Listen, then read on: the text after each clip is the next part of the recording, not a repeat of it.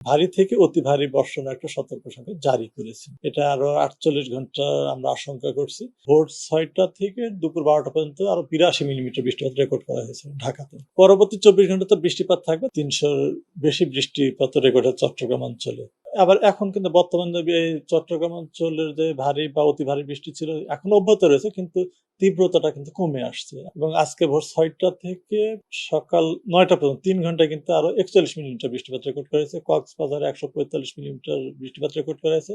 কিন্তু মূল বৃষ্টিটা হচ্ছে আজকে সকালে, যেটা ভোর ৬টা থেকে দুপুর ১২টা পর্যন্ত আরো ৮২ মিলিমিটার বৃষ্টিপাত রেকর্ড করা হয়েছে ঢাকাতে। তো এখন পর্যন্ত আমরা যেটা দেখছি, দেশের বিভিন্ন অঞ্চলে যে ভারী বা অতি ভারী বৃষ্টির যে এটা আরো ৪৮ ঘন্টা আমরা আশঙ্কা করছি। তবে দক্ষিণাঞ্চল বৃষ্টিপাতের ভারী বৃষ্টি কমে আসছে। রংপুর, রাজশাহী, ময়মনসিংহ, সিলেট, ঢাকা এবং চট্টগ্রাম বিভাগের কোথাও কোথাও ভারী থেকে অতি ভারী বর্ষণের একটা সতর্ক সংকেত জারি করেছে। পরবর্তী ২৪ ঘন্টাতে বৃষ্টিপাত থাকবে, তবে এ সময় কিন্তু দেশের দক্ষিণাঞ্চলে বৃষ্টিপাতের তীব্রতাটা কমে আসবে বা অতি ভারী বর্ষণ আমরা যেটা দেখছি এটা কমে আসবে।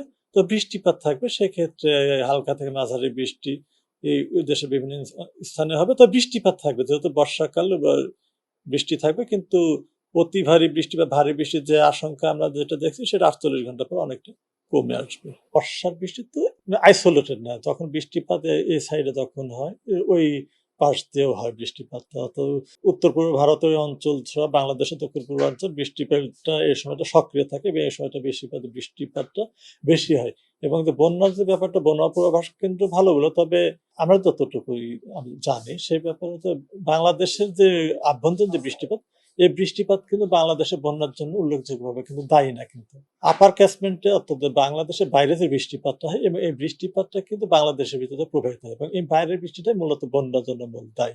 এবং এ ব্যাপারে আসলে বন্যা পূর্বাভাস কেন্দ্র কিন্তু আসলে ভালো বলবে বন্যার ব্যাপারটা।